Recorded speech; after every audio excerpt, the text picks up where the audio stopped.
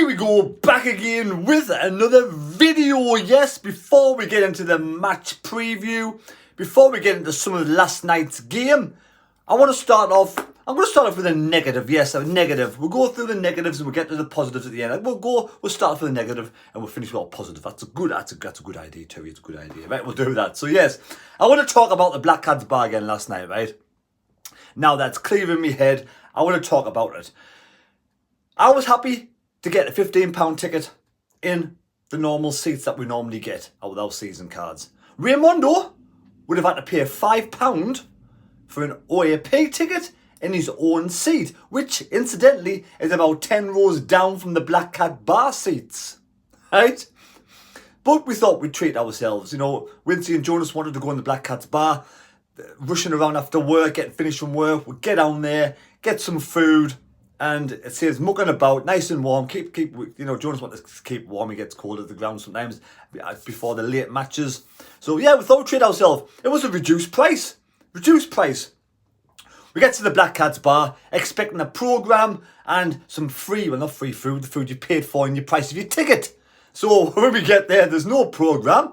So we're getting inside, which means we've got to go back outside again to get a programme.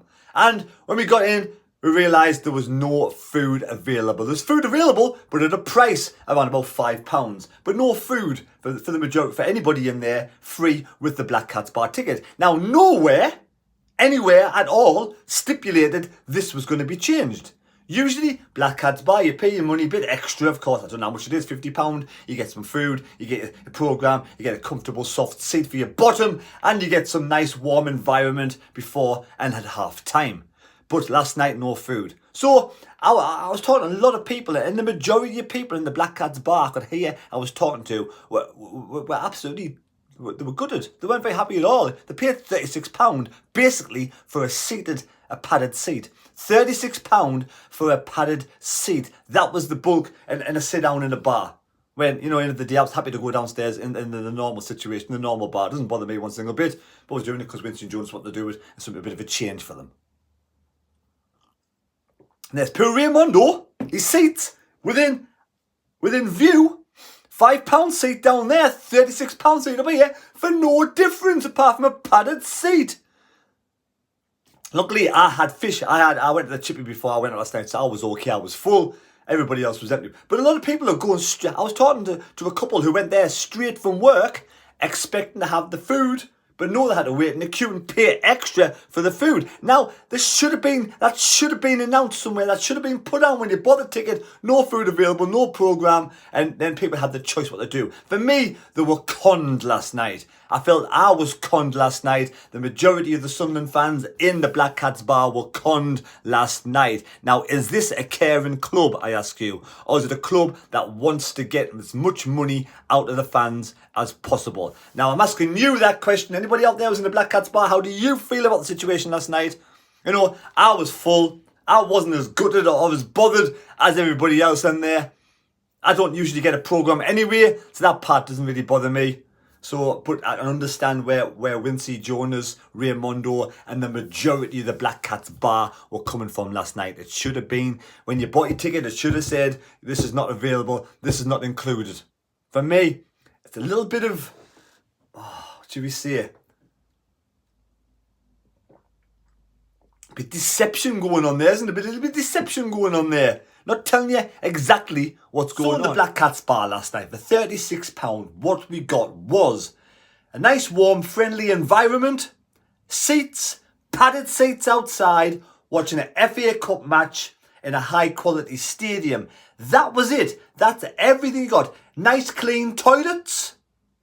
And, you know, you had the opportunity to eat food. We had to pay for that food and drink in a nice warm bar. At half time, you got to go back to the bar. That's £36. That's what that included. But also, I've got a good friend who goes to Spennymoor. Spennymoor do this for a similar price.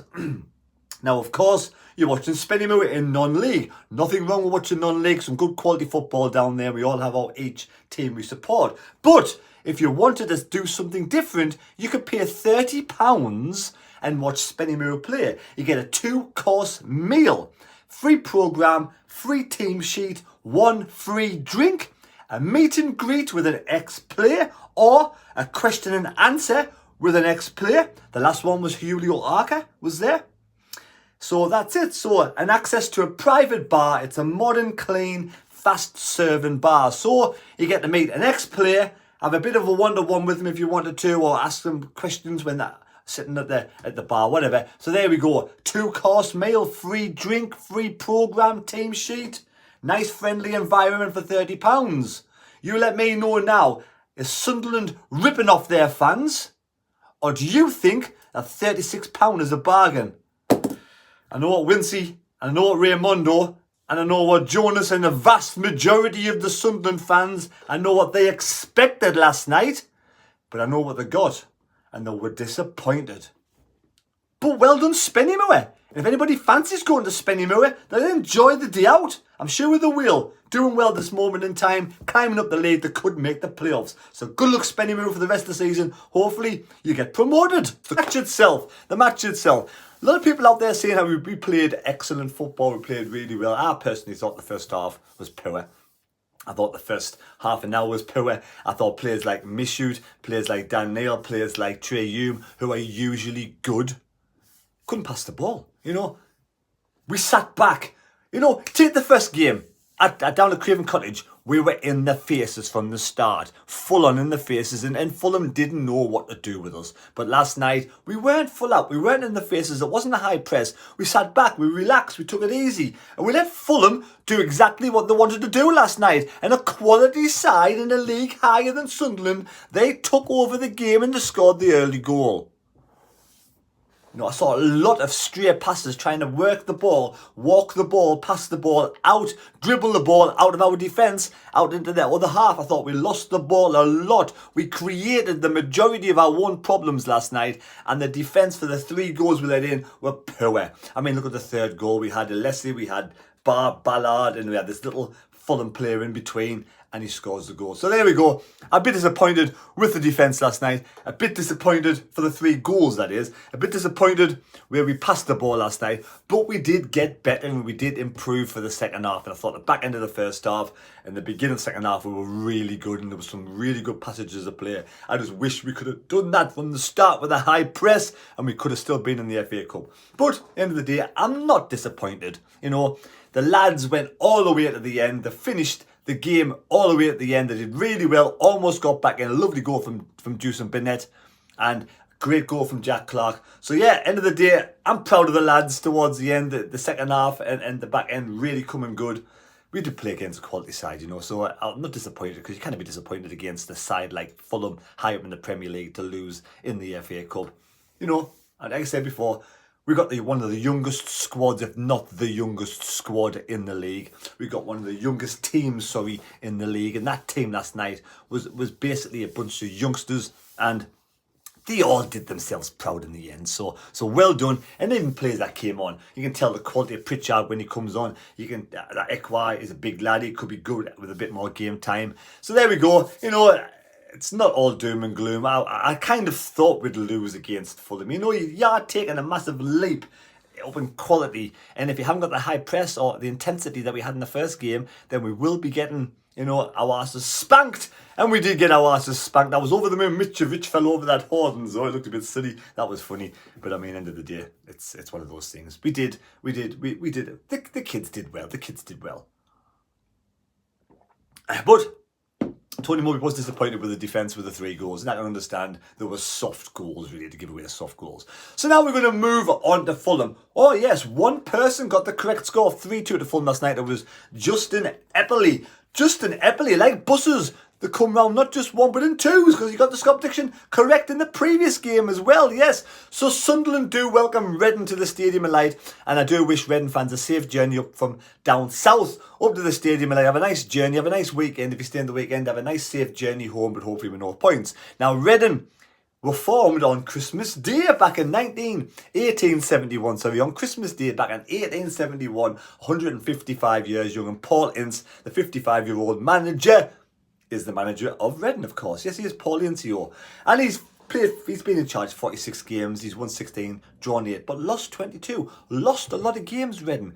A lot of games, and lost a lot of games by a lot of goals as well, because the goal difference is a -11. And I remember Reading being high up in the table, close to the top 3, and now they're all the way down in 16th place. 16th place, you know, scored 11, won 11, drawn 5, and lost 13 with a -11, and it is 38.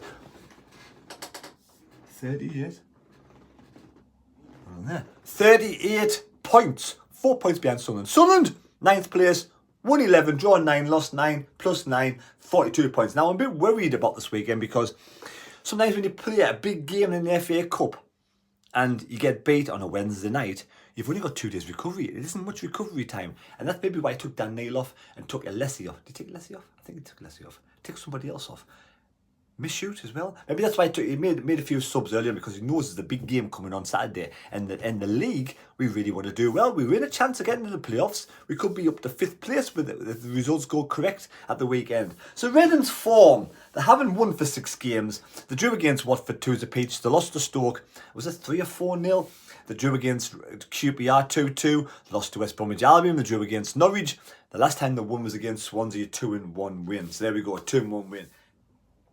Right, so head-to-heads with Reading. Sunderland have won 8, drawn 5 and lost 9. Form, Sunderland have only lost 1 in the last 7. Lost 1 in the last 7 games, and we've scored in the last 13 matches. So last 13 matches, Sunderland have scored. Reading have only won 1 in the last 7. So we've lost 1 in the last 7. They've only won 1 in the last 7. They're not won in the last 5 away games, and the last time they've only won once since September, which is a terrible away record. And they've got I think it's something like the 2nd worst away record in the league. Yes, Reading, the 2nd worst away record in the league, letting in 44 goals altogether. Sunderland's the 5th highest scorers in the league, and Jack Clark has the 6 assists, 2nd highest assists in the league. That is Jackie Clark. Now, Tom Ince is the top scorer for Reading.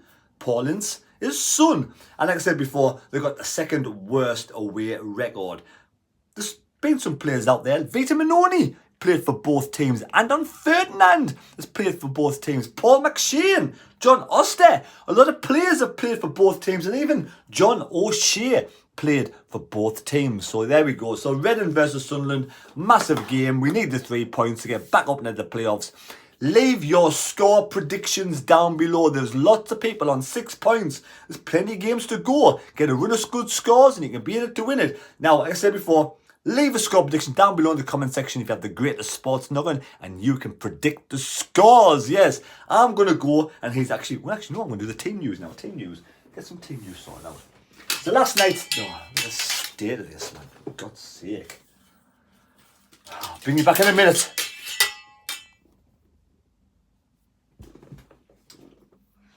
Well, so here we have the team news.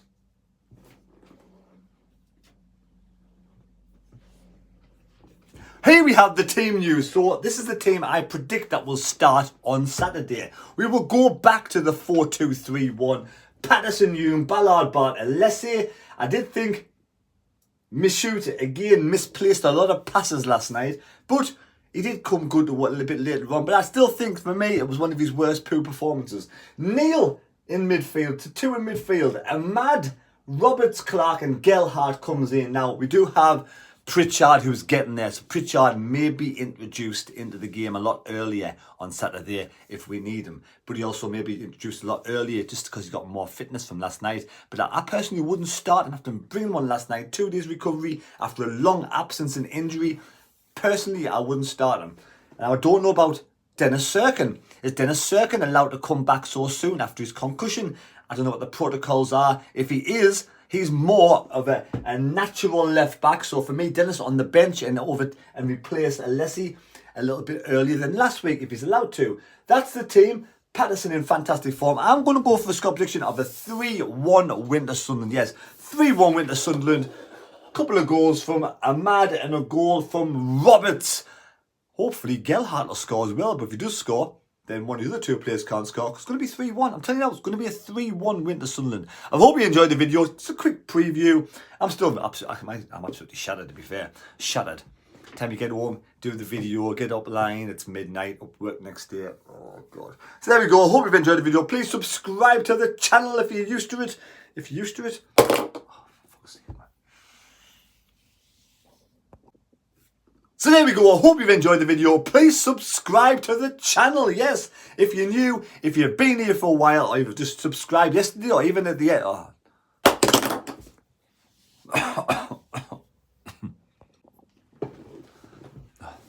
Light, man.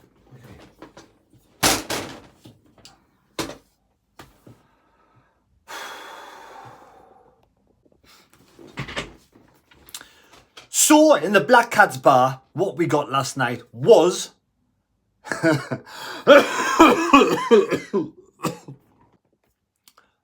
So, in the Black Cats bar last night, what we got was... a warm bar, seats, nice environment, Mickey Horsewell walking about.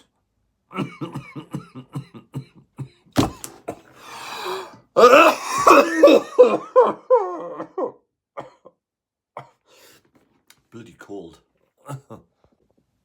So there we go. Please subscribe to the channel if you're new. If you're already a subscriber, thank you so much. Give us a thumbs up if you enjoyed it.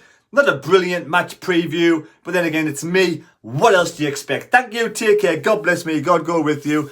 Back again on Saturday for the match day vlog.